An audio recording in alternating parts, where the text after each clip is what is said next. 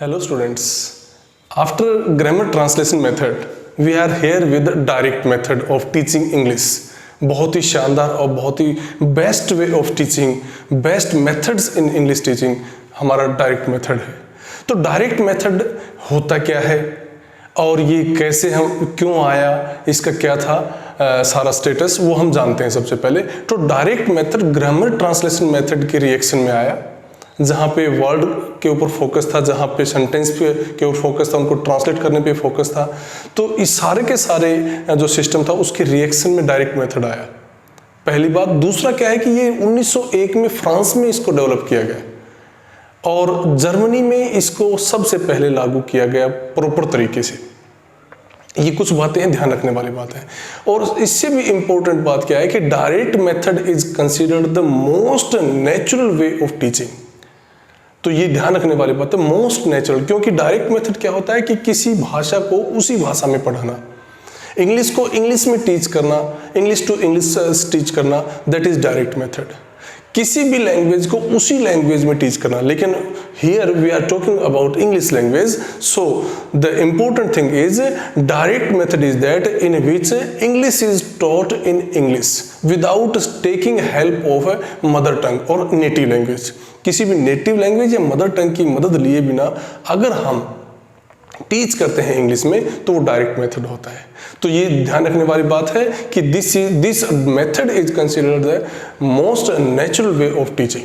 ठीक है, तो यहाँ हम इसकी करेक्टरिस्टिक्स की जिक्र करेंगे जो कि बहुत इंपॉर्टेंट है। करेक्टरिस्टिक्स की विशेषताएं क्या, खूबियां क्या है इसकी, कि लर्निंग यूनिट इज सेंटेंस। यहाँ पे ये जानना जरूरी है कि डायरेक्ट मेथड में, जैसे हम कंपेरेटिव स्टडी करेंगे ट्रांसलेशन मेथड की और इसकी, ट्रांसलेशन मेथड में एक लर्निंग यूनिट होती थी, वो word to word, sentence to sentence होता था। बट यहाँ पे लर्निंग यूनिट है वो एंटायरली सेंटेंस, पूरा का सेंटेंस जो होता है ना वो इसकी लर्निंग यूनिट होती है, नॉट ए वर्ड। एक वर्ड नहीं होता बल्कि एक पूरा का पूरा सेंटेंस इसमें लर्निंग यूनिट होता है। ओके, सेकंड है direct learning without intervention of mother टंग।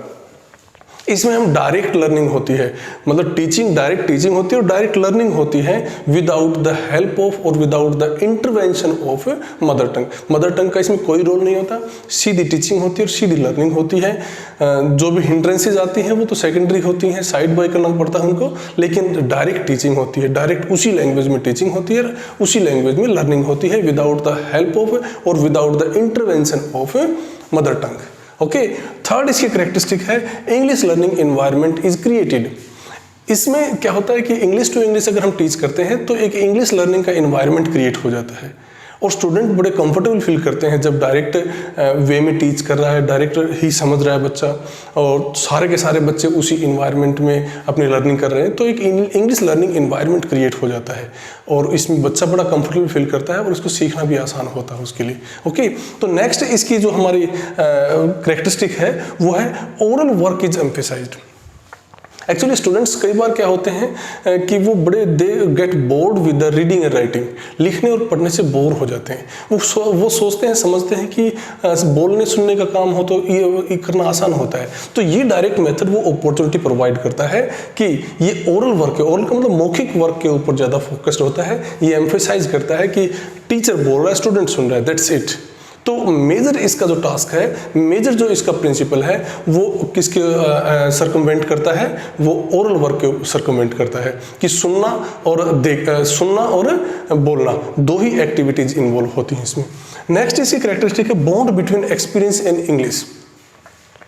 पिछले जो हमारे ग्रामर ट्रांसलेशन मेथड में भी एक बॉन्ड था। वो बॉन्ड क्या था कि इंग्लिश और हमारी नेटिव लैंग्वेज के बीच में एक बॉन्ड हो गया था। जैसे हम बताया था आपको कि मैंगो मीन्स आम होता है, तो मैंगो और आम, जो ही मैंगो बोला जाता है आम हमारे दिमाग में आता है। जब भी आम की अंग्रेजी पूछी जाती है तो मैंगो हमारे दिमाग में आता है। तो it means a bond is created between these two languages. Mango और आम दोनों दो शब्द हैं, दो अलग अलग भाषाओं के हैं, तो दोनों के बीच में एक बॉन्ड क्रिएट हो गया ट्रांसलेशन मेथड में। बट यहाँ एक और बॉन्ड क्रिएट हो रहा है। यहाँ का जो बॉन्ड है, that bond is created between experience and English language. मतलब क्या होता है कि हम अपने एक्सपीरियंस जो है ना किसके जरिए बताते हैं, इंग्लिश लैंग्वेज के जरिए बताते हैं। और इंग्लिश लैंग्वेज और एक्सपीरियंस के बीच में जब भी हमें कोई बात बतानी होती है तो हम इंग्लिश में ही सोचते हैं। इट मीन्स हमारे एक्सपीरियंस का सीधा कनेक्शन हो गया किससे, इंग्लिश लैंग्वेज से। तो एक बॉन्ड क्रिएट हो गया दोनों के बीच में, एक्सपीरियंस और इंग्लिश के बीच में। तो यहाँ ये एक बड़ी करेक्टरिस्टिक है इसकी कि bond is created between experience and English. And sixth characteristic है कि word learning is not focused. ये जो है ना स्टूडेंट्स कई बार जो है ना बड़े ही इनएक्टिव सा, पैसिव सा फील करते हैं जब उनको ये कहा जाता है कि आप जो है वर्ड मीनिंग याद कीजिएगा। तो they are not able to understand what this process results in, किस में किसका परिणाम क्या निकलेगा। तो वर्ड्स को सीखना बच्चे बड़े इंटरेस्टिंग तरीके से इसको नहीं सीखते हैं। तो यहाँ पे उस वर्ड की जो लर्निंग की प्रोसेस होती है, एक्टिविटी होती है, उसको भी इग्नोर किया जाता है। तो यहाँ पे सारा का सारा फोकस जो होता है वो ओरल जो एक्टिविटी होती है उसके ऊपर फोकस्ड होता है। तो oral activity is emphasised in this method direct mother tongue. तो इंग्लिश भी उसी तरीके से पढ़े। पहली मेरिट क्या है कि English is taught in the same way as mother tongue is taught. English को ठीक वैसे ही पढ़ाया जाता है जैसे कि मदर टंग को, मातृभाषा को पढ़ाया जाता है। जैसे क्लास में टीचर हिंदी पढ़ाता है, उर्दू पढ़ाता है, उसी तरह इंग्लिश पढ़ाएगा। हिंदी को हिंदी में पढ़ा रहा है, उर्दू को उर्दू में पढ़ा रहा है, तो इंग्लिश को इंग्लिश में पढ़ाएगा। तो ये जो है ना एक बड़ा ही बेनिफिशियल होगा क्लासरूम के लिए, क्लास में बच्चों के लिए, कि इंग्लिश को इंग्लिश में पढ़ाया जा रहा है। तो this is a great thing and that greatest merit of this method. तो English is taught in the same way as a mother tongue. Second merit है it is applied through demonstration. जैसा आपको बताया स्टूडेंट्स कि horse का अगर definition, horse का अगर आपको मीनिंग बताना है और without the help of mother tongue, horse का घोड़ा न बता के अगर हम हॉर्स का मीनिंग बताएंगे उसी लैंग्वेज में, तो हमें क्या करना पड़ेगा, उसको एक्सप्लेन करना पड़ेगा। एक्सप्लेन करेंगे तो हम उसकी बहुत सारे मेरिट्स को जान पाएंगे। सेकेंडली हमें दूसरा तरीका हो सकता है पिक्चर दिखा के हमें बताना पड़ेगा कि this is horse, this is what I am going to tell you is the thing, ये वो चीज़ है जो मैं आपको बताने वाला हूँ। And this is a horse, तो ये हॉर्स है। तो आपको डेमोन्स्ट्रेशन मेथड का यूज करना पड़ेगा अब मीनिंग को क्लियर करने के लिए। तो डेमोन्स्ट्रेशन से बच्चे और भी एक्टिविटी सीखते हैं। अगर हम मैप में पूरा का पूरा वर्ल्ड का मैप लेके हम बच्चों को दिखाएंगे तो हम सिर्फ अगर एक देश दिखाना चाहें, फ्रांस दिखाना चाहें, तो बच्चे उसके साथ साथ यूरोपियन और कंट्रीज भी देखेंगे, और भी एशिया की कंट्री देखेंगे, और भी कंट्रीज देखेंगे। तो कहने का ये कि डेमोन्स्ट्रेशन मेथड को ये क्या करता है, फोकस करता है उसके ऊपर और उसको अप्लाई करता है, और उसी से इस मेथड को अच्छे से सक्सेसफुल बनाया जा सकता है। तो ये इसकी मेरिट है कि demonstration technique is applied in this method. Okay, third इसकी जो मेरिट है, we learn words and sentences and their meanings directly. ये तो डायरेक्ट मेथड में इसकी खूबी है ही है। This is the beauty of this method कि हम वर्ड सीखते हैं, सेंटेंस सीखते हैं और उनके मीनिंग सीखते हैं directly in the same language. Word and sentences are learnt, word and sentences and their meanings are learnt directly in the same language which we are going to teach you, which the students are going to learn. तो उसी भाषा में वो teacher पढ़ाता है, word को, sentence को उसी भाषा में बच्चे सीखते हैं। तो ये क्या है कि डायरेक्टली उसी लैंग्वेज में इसके मीनिंग्स को जान पाते हैं। ये मेरिट है। चौथी मेरिट है, it Lay's stress on oral work. आपको बताया कि ये जो है, ये हमारा मेथड सिर्फ ओरल वर्क के ऊपर फोकस्ड है। ये इसका प्रिंसिपल है कि ओरल वर्क के ऊपर ही ज़्यादा इसका स्ट्रेस होता है। कैसे कि हमें बोलना है, अगले को सुनना है, that's it, nothing else is required here. तो इसका जो मेजर फोकस होता है वो किस पे होता है, ओरल वर्क के ऊपर होता है, ओरल वर्क। और इससे क्या होता है, इसका बेनिफिट क्या होता है कि it helps in fluency of speech. It helps in fluency of speech, मतलब स्पीच में फ्लुएंसी आती है।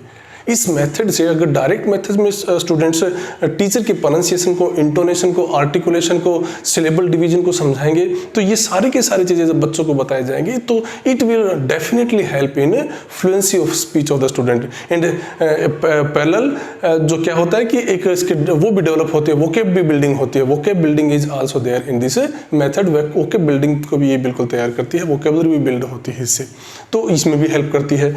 इसके नेक्स्ट जो हमारा फिफ्थ मेरिट है, a foreign environment is created. अब देखिए, क्लासरूम में बच्चे इंग्लिश ही बोलेंगे, इंग्लिश ही सुनेंगे। When they are speaking English, they are listening English, then in environment, foreign environment is created in the classroom. Classroom में एक बहुत ही ज़्यादा एक विदेशी माहौल तैयार हो जाएगा, एक विदेशी भाषा को सीख रहे हैं बच्चे इतना तन्मयता के साथ। तो ये भी एक इसकी मेरिट होती है कि क्लासरूम में क्या होता है कि एक फॉरेन एनवायरनमेंट क्रिएट हो जाता है with listening and speaking and reading and writing, all things are there and in the same language with the direct method. तो एक बहुत ही अच्छा एनवायरनमेंट क्रिएट हो जाता है। तो ये डायरेक्ट मेथड की खूबियाँ हैं। तो स्टूडेंट्स, हम आपको पहले बता चुके हैं कि कोई भी चीज़ हो, खूबियों के साथ साथ उसमें खामियां भी होती हैं। तो हम नेक्स्ट डिस्कस करने वाले हैं इसकी खामियों को। ओके, डायरेक्ट मेथड की मेरिट्स के बाद आइए हम बात करते हैं डिमेरिट्स की। तो हमने बताया था आपको कि कोई भी चीज़ हो, कितनी भी बेहतरीन तरीके से डेवलप क्यों ना की गई हो, बट इसमें कहीं ना कहीं खामियां होती हैं। खूबियों के साथ खामियां अवश्य होती हैं, कोई भी चीज़ परफेक्ट नहीं होती। तो यहाँ हम उसकी डिमेरिट्स की बात करने वाले हैं। तो इसकी पहली डिमेरिट क्या है कि reading and writing are neglected. तो इसमें क्या होता है कि रीडिंग और राइटिंग के ऊपर बिल्कुल भी फोकस नहीं होता। हमने बताया था आपको कि ओरा और ओरल सिर्फ दो ही जो हमारे जो स्किल्स होती हैं उनके ऊपर फोकस होता है। सिर्फ लिसनिंग और स्पीकिंग के ऊपर फोकस होता है डायरेक्ट मेथड का। यहाँ राइटिंग और रीडिंग को बिल्कुल पूरी तरह से निगलेक्ट किया जाता है क्योंकि वहाँ पे फोकस ही नहीं होता। सेकंड इसकी डिमेरिट है, इट इज़ एक्सपेंसिव। एक्सपेंसिव होती है। ग्रामर कम ट्रांसलेशन मेथड बहुत ही इकोनॉमिकल था, टाइम सेविंग था, बट ये एक्सपेंसिव होता है। एक्सपेंसिव क्यों होता है? क्योंकि इसके अंदर जो ऑडियो विजुअल एड्स चाहिए होते हैं वो बड़े कॉस्टली होते हैं और इजीली एक्सेसिबल नहीं होते। तो उनको जो है ना पाना भी बड़ा मुश्किल होता है, उनको जो है ना परचेज करना भी मुश्किल होता है। तो ये बड़ा एक्सपेंसिव सा हमारा ये मेथड है, इसको इजीली इम्प्लीमेंट नहीं किया जा सकता। थर्ड है, it makes only aura oral appeal. तो यह कहते हैं कि यह सिर्फ एक ही एस्पेक्ट है, दो मतलब सिंगल एस्पेक्ट पे काम करता है, बोलना और सुनना। औरा मीन्स जो हमारे लिसनिंग कैपेसिटीज हैं और ओरल मीन्स जो हमारे स्पीकिंग कैपेबिलिटीज हैं, इन दोनों के ऊपर फोकस करता है। और जो है ना, और इसके अलावा जो एस्पेक्ट रहते हैं उनको जो है ना पूरी तरह से इग्नोर करता है। ये भी इसकी एक बड़ी खामी है, क्योंकि जो भी हमारा मेथड होता है उसको चारों स्किल को साथ लेके चलना चाहिए। 4 skills are there: reading, writing, speaking and listening. 4 skills are there and all have equal importance. अगर किसी को अंडरमाइन करने की कोशिश करते हैं तो it is not possible to undermine single और एनी अदर स्किल। किसी को मुश्किल है बड़ा, सारे के सारे इक्वल इंपॉर्टेंस रखती हैं अपने अपने फील्ड में। फोर्थ है, difficult to tell meaning of word. देखिए, डायरेक्ट मेथड में जैसे हमने बताया कि डायरेक्ट टीच करते हैं, हम किसी को डायरेक्ट टीच करते हैं, उसी लैंग्वेज में, टारगेट लैंग्वेज में ही हमें टीच करना होता है और स्टूडेंट को भी टारगेट लैंग्वेज में ही समझना होता है। Students have to understand the meaning of the words, meaning of the sentences in the same language which the teacher is going to teach और टीचर इज टीचिंग। तो उसी में समझना होता है, उसी में हमें सारे का सारा सिस्टम करना होता है। लेकिन ये पॉसिबल नहीं है यहाँ पे, डायरेक्ट मेथड में ये पॉसिबल नहीं है कि सभी शब्दों के मीनिंग को मदर टंग की हेल्प के बिना, without the help of mother tongue, it is very difficult to tell the meaning of the words in the same language, in direct language. बहुत मुश्किल होता है। मदर टंग, हमने एग्जाम्पल आपको पहले बता चुके हैं कि हॉर्स को घोड़ा बताना आसान बात है, समझाना आसान है, लेकिन हॉर्स को एक्सप्लेन करना बड़ा मुश्किल काम है। तो अगर हॉर्स को इंग्लिश में ही एक्सप्लेन करेंगे तो it needs time, it takes a lot of time and the accurate meaning will be far away, बहुत दूर होगा, फिर भी नहीं बता पाएंगे। लेकिन हॉर्स मीन्स घोड़ा, ये एक्यूरेट मीनिंग है और आसान है समझना भी और समझाना भी। फिफ्थ इसकी जो हमारी डिमेरिट है कि it is difficult for average and below average students. Direct method में टीच करना क्या होता है कि इंग्लिश को डायरेक्ट मेथड में टीच करना टीचर के लिए हो सकता है आसान हो, एवरेज से ऊपर जो अबव एवरेज बच्चे हैं उनके लिए भी हो सकता है आसान हो, लेकिन जो एवरेज और बिलो एवरेज बच्चे हैं it is very difficult for them to understand. Because ये चीज़ जो है ना, इंग्लिश एक फॉरेन लैंग्वेज है, फॉरेन लैंग्वेज जो है ना, अगर नेटिव स्पीकर नहीं है उसका इंग्लिश का, तो बड़ा मुश्किल होता है उसको अंडरस्टैंड करना, फॉरेन लैंग्वेज को समझना। तो यहाँ पे इस चीज़ को समझा जाना चाहिए और ये सारे के सारे डीमेरिट्स हैं, इनको आप ध्यान रखेंगे और इसी को जो है ना ध्यान में रखते हुए सभी के सभी क्वेश्चन सेट किए जाते हैं कॉम्पिटिटिव एग्जाम में। होप आपको समझ में आए होंगे। आप इसी तरह के मेथड्स और वीडियोस के लिए हमें बिल्कुल देखते रहिएगा हमारे वीडियोस को, और चैनल को पूरी तरह से अपने कांटेक्ट में रखिएगा। Okay, thank you very much.